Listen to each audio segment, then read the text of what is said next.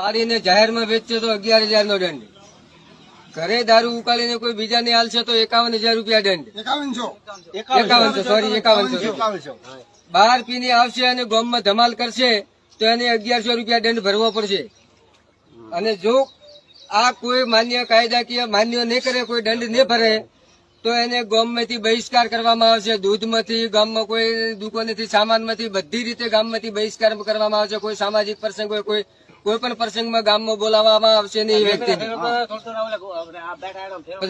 ગ્રામજનોની હાજરીમાં આ કાયદો બનાવવામાં આવ્યો છે અને ગ્રામજનોને કેવું નહીં માને અને જો કોઈ આવી રીતની હરકત કરશે, કોઈ દારૂ ઉકાળશે કે કોઈ વેચશે તો એની કાયદાકીય કાર્યવાહી કરવામાં આવશે. કાનૂની કાર્યવાહી.